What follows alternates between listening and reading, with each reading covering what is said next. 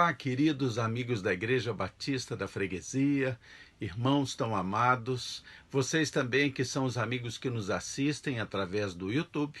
Hoje, quarta-feira, oração e ação, estudo bíblico. Nós vamos estar continuando o nosso estudo a respeito do Evangelho de João. Estamos no capítulo 13 e vamos poder ver um pouco mais sobre essa história maravilhosa. Vamos ver aqueles que nos pediram para que orássemos por eles. Alguns nem foi pedido deles, mas nós sabemos das situações que acontecem, então nós estamos intercedendo por eles. Nós vamos estar falando hoje, lembrando do aniversário do André Paiva, do Alexandre Oliveira, da Sandra Oliveira também. Nós vamos estar lembrando dos aniversários de casamento da Jude e do Vanilton, da Ivani, do pastor Alcinei, da Mônica e do pastor Flávio. Vamos orar por todos eles. Lembrar de continuar orando pela irmã Leda, que ainda está hospitalizada, pela Liane, pelo Luizinho, pelo Felipe. Vamos estar orando, eles estão acometidos do Covid-19. Nós vamos lembrar de orar pela Márcia Menezes, também acometida do Covid-19, orar pela Ilma, que é mãe do Gustavo, membro de nossa igreja. Vamos estar orando também pela Rejane, pela Marilac, por todos os outros enfermos da nossa igreja. Quero lembrar a vocês que nós estaremos, a partir do próximo sábado, recebendo os irmãos que quiserem estar presencialmente na gravação dos cultos de domingo.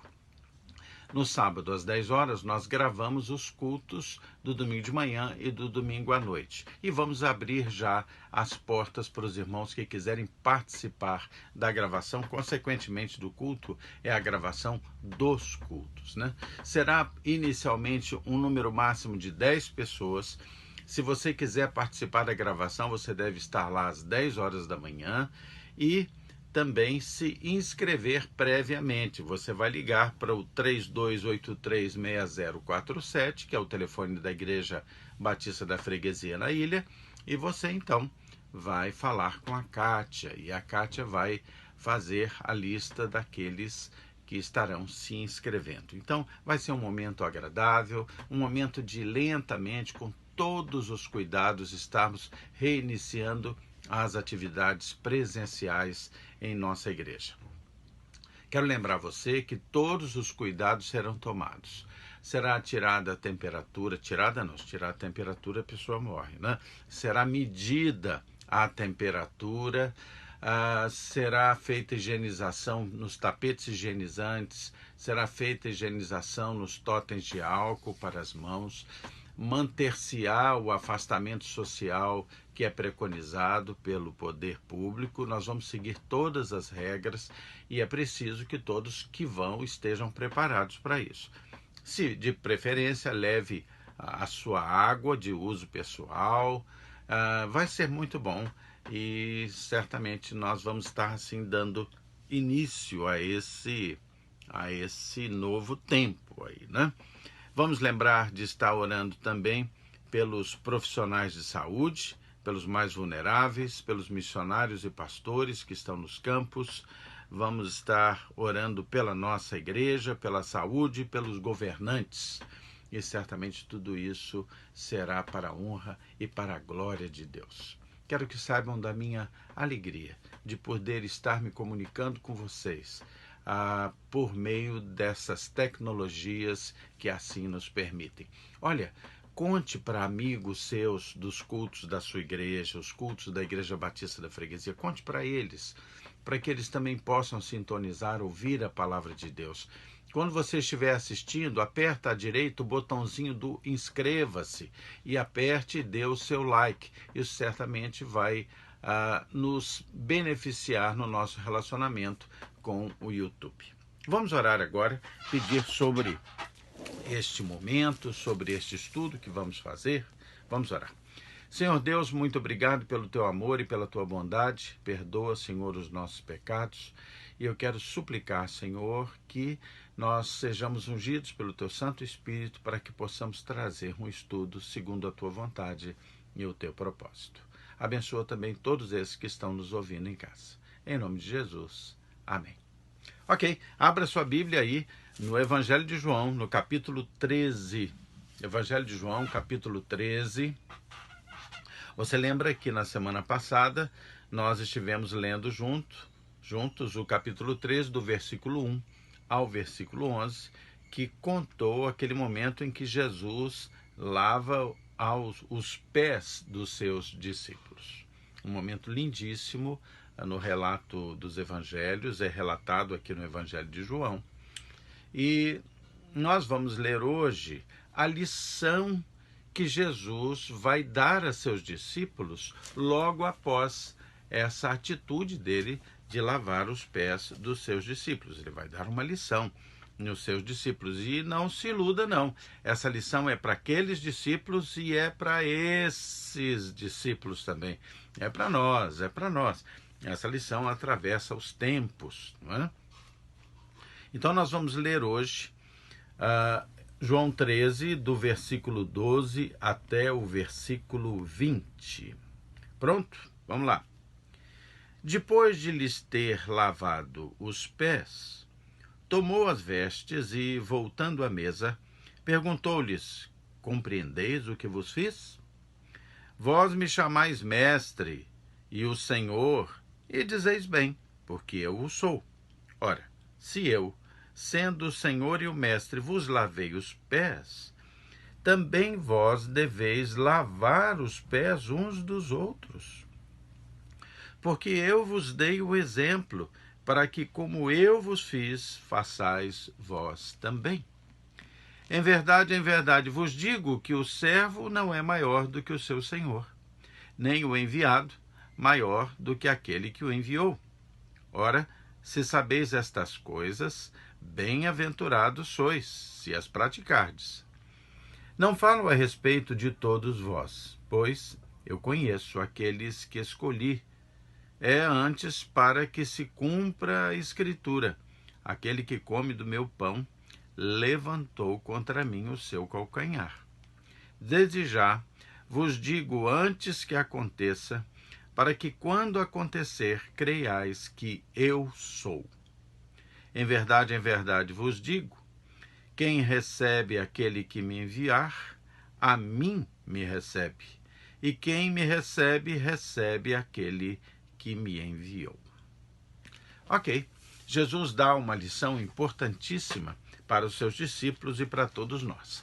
E nós vamos então, versículo a versículo, entender bem nesse estudo simples, que não tem a proposta de ser um estudo complexamente teológico, mas um estudo devocional, um estudo que ajude você a compreender o texto bíblico.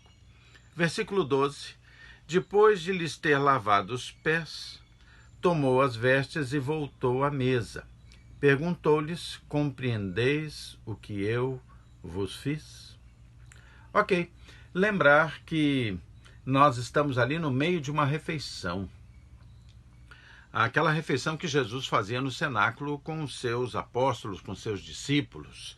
E então ele se veste outra vez e agora volta para a mesa. Deve sentar naquela esteira que eles sentavam à beira das mesas, uma mesa baixa. Jesus deve ter se recostado, possivelmente sobre o seu lado esquerdo, e agora volta a falar com aqueles homens. Espera aí, vocês compreenderam o que eu fiz? E diz ele assim: vós me chamais mestre e o Senhor, e dizeis bem, porque eu sou. Jesus se coloca.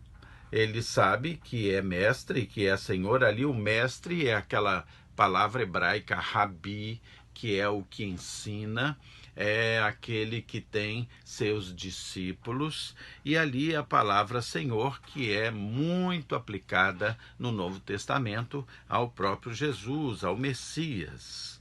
Ok, ele está aqui afirmando a sua postura messiânica. Mas, agora ele vai dizer, ora, 14, se eu, sendo Senhor e Mestre, vos lavei os pés, também vós deveis lavar os pés uns dos outros. Ok. Jesus agora está colocando para aqueles homens a grande importância da humildade, mas principalmente do serviço dos cristãos uns aos outros e também aos de fora, aos que não sejam cristãos ainda, mas servir, uma marca do cristão. Da mesma maneira que o capítulo anterior, ou melhor, no capítulo 13 ainda vai nos mostrar, no versículo 35, a marca do cristão como sendo o amor.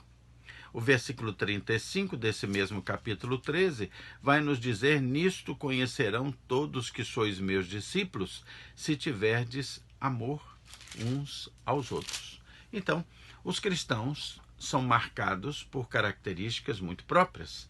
A característica do serviço, a característica do amor. Isso deve marcar os cristãos.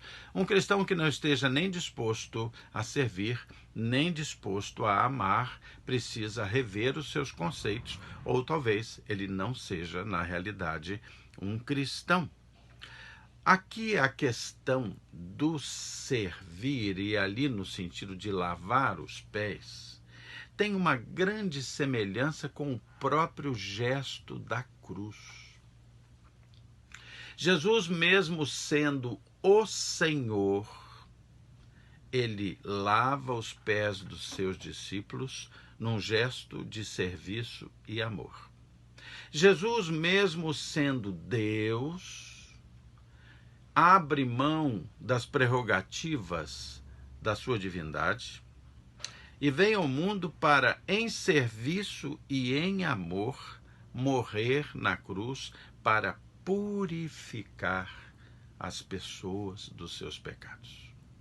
Jesus estabelece ali uma relação interessante de purificação, seja no gesto de lavar os pés, mesmo sendo o mestre, como no gesto de morrer na cruz, mesmo sendo Deus e sem pecado, ainda que o salário do pecado seja a morte. Jesus não tinha pecado. Então estabelece um paralelo com os dois gestos de purificação, pela água e pelo sangue.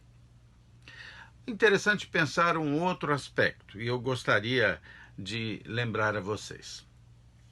As ordenanças que o Senhor Jesus deixou para nós são o batismo e a ceia. Algumas religiões procuram trazer para dentro do campo das ordenanças o lavar os pés. É claro que bons teólogos vão ter uma visão bem crítica com relação a isso.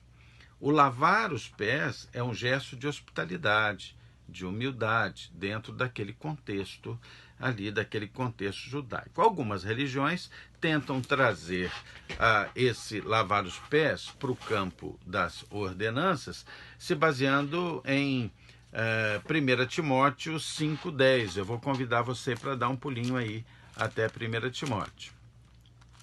1 Timóteo 5,10. Quando está sendo feito uma recomendação quanto aos deveres dos pastores para com as várias classes de pessoas, aí 1 Timóteo 5,10 vai dizer: seja recomendado pelo testemunho de boas obras, tendo criado filhos, exercitado hospitalidade, lavado os pés aos santos, socorrido a atribulados e viveu na prática zelosa de toda boa obra. Mas aí, na realidade, o que está sendo elevado aqui é a boa hospitalidade.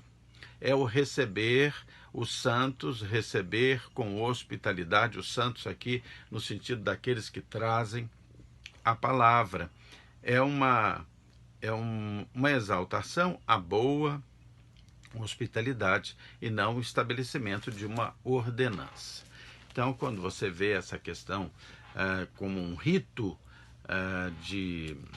como se fosse uma ordenança de algumas religiões lavando os pés, você vai lembrar que isso não tem um sentido bíblico. como estabelecimento de ordenanças. As ordenanças do Senhor são a ceia e o batismo.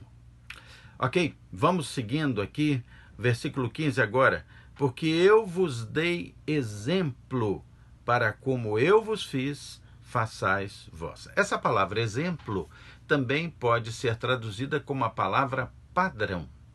Eu vos dei padrão. Eu vos dei exemplo. Que padrão é esse? Que exemplo é esse? O serviço. Ainda que um indivíduo seja mestre, ainda que um indivíduo tenha uma posição de uma certa proeminência ou relevância dentro do meio cristão, sendo um cristão, ele precisa compreender que ele é um servo. Ele é um servo. O pastor é um servo. O diácono é um servo. O membro da igreja, seja ele de que classe for, é um servo. Cristãos se caracterizam pelo serviço e pelo amor. O texto é interessante, diz assim, porque eu vos dei exemplo para que, como eu vos fiz, façais vós também. Vale a pena que nós vejamos dois textos que falam sobre esse serviço, sobre essa disposição de servir, de cuidar. Primeiro, nós vamos dar uma olhadinha em Lucas 6,46, volta um pouquinho, um texto de outro dos evangelhos, Lucas 6,46. Ok? Vamos lá, abra sua Bíblia, por favor, em Lucas 6,46, que vai nos falar sobre esse serviço. Diz assim: por que me chamais Senhor, Senhor, e não fazeis o que eu vos mando?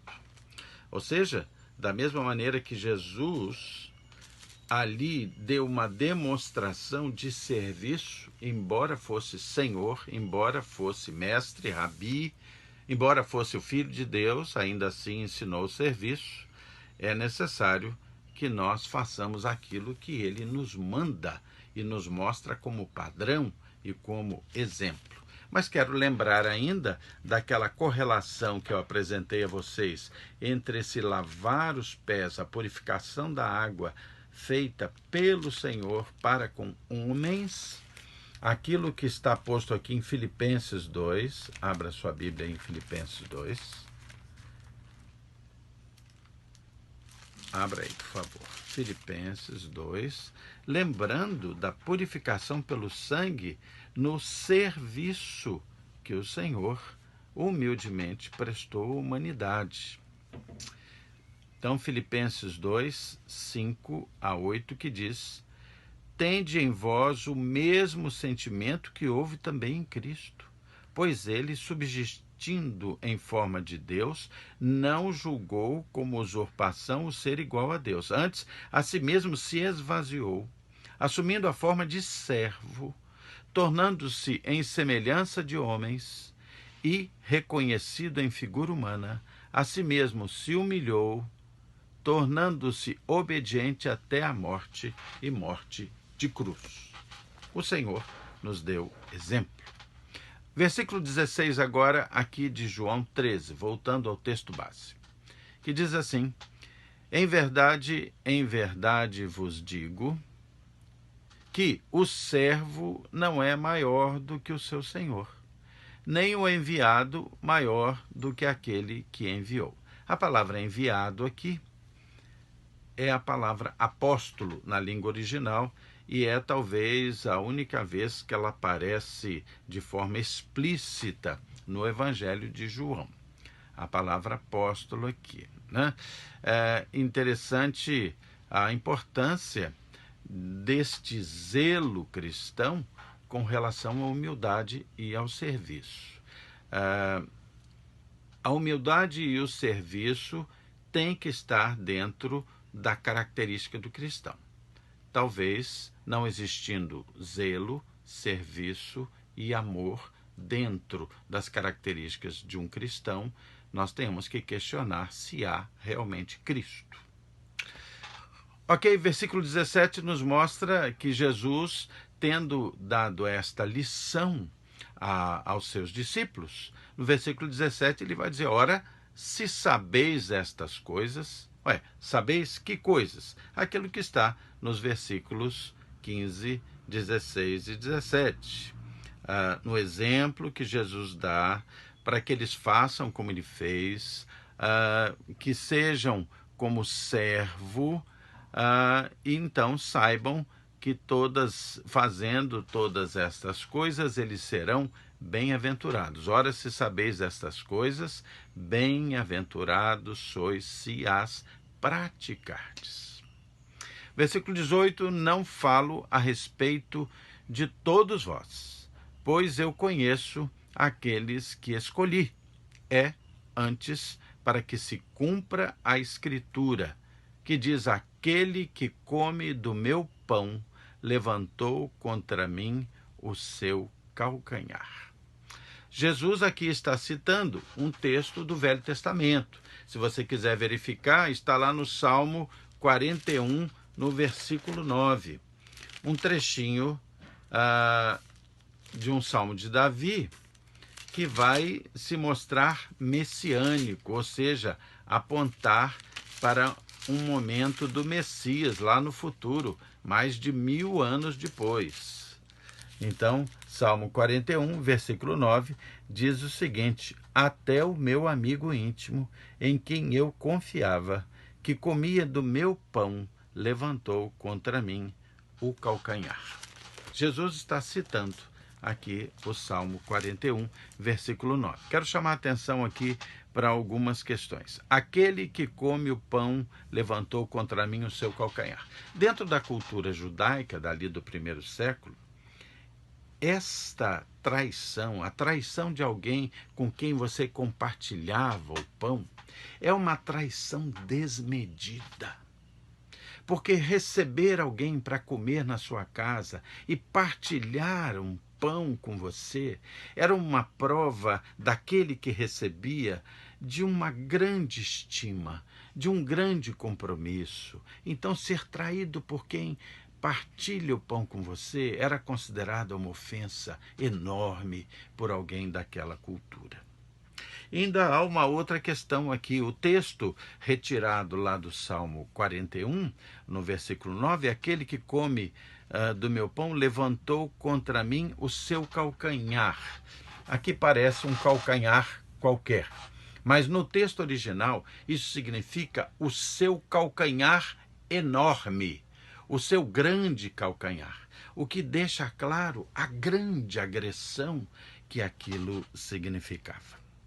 O versículo 19, então, seguindo, vai nos dizer: desde já vos digo antes que aconteça, para que quando acontecer, creiais que eu sou.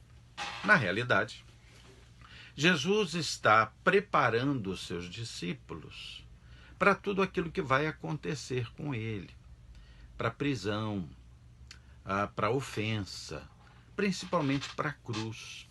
Os discípulos precisavam ser preparados porque jamais passava pela cabeça deles que o Messias, e eles estavam entendendo que Jesus era o Messias, era o ungido de Deus, como ele passaria pela humilhante, pela maldita morte da cruz. Aquilo não cabia na mente deles. Então Jesus está preparando os seus discípulos para a compreensão do que iria acontecer dali a pouco. É uma preparação. Então ele está preparando, olha, eu sou o Messias, eu sou o Senhor, é verdade. Mas isso não muda o fato de que eu vim para purificar, para servir. Vocês aprendam isso comigo. Aprendam isso.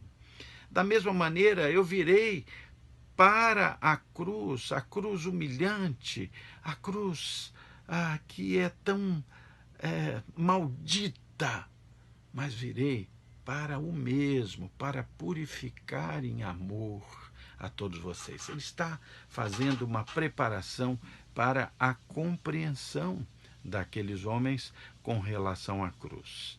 E aí ele diz, olha, creiais que eu sou. Ele está remetendo à maneira como Deus se colocou diante de Moisés, lá em Êxodo 3, versículo 13. Vai comigo lá para Êxodo 3.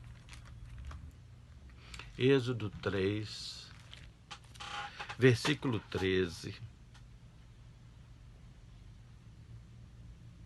Ok?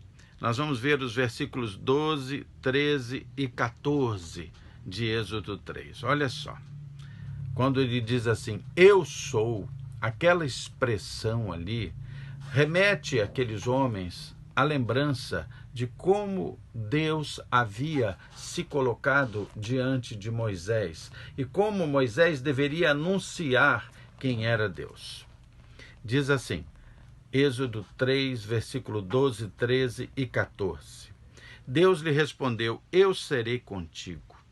E este será o sinal de que eu te enviei. Depois de haveres tirado o povo do Egito, servireis a Deus nesse monte. Disse Moisés a Deus, eis que quando eu vier aos filhos de Israel, e lhes disser, o Deus de nossos pais me enviou a vós, outros, e eles me perguntarem, qual é o seu nome? Que lhes direi? Disse Deus a Moisés, eu sou o que sou. E disse mais, assim dirás aos filhos de Israel, eu sou, me enviou a vós outros. Então, Jesus está deixando muito claro para aqueles homens que ele é Deus, que ele é o Deus lá do Velho Testamento, Deus da lei, é o Deus pleno, é o Deus completo. Jesus muitas vezes, no Evangelho de João, e nós vimos durante esse estudo, deixou claro para eles, eu e o Pai somos um. Eu faço aquilo que o Pai me enviou a fazer. Então, Jesus está preparando aqueles homens para compreenderem a cruz, porque logo depois do tempo da cruz, eles vão acompanhar a ressurreição, a glorificação de Jesus. Aí tudo isso virá à mente deles e confirmará a sua fé. Versículo 20, caminhando para o fim. Em verdade vos digo, quem recebe aquele que eu enviar, a mim me recebe. E quem me recebe, recebe aquele que me enviou. O Senhor está aqui estabelecendo para eles uma visão clara de que eles podem conhecer a Deus através dele mesmo, Jesus. E de que será recebido quando for recebido aquele que o Senhor Jesus enviou, ou seja, os seus apóstolos, aqueles que falam em nome do Senhor Jesus, estarão recebendo o próprio Jesus.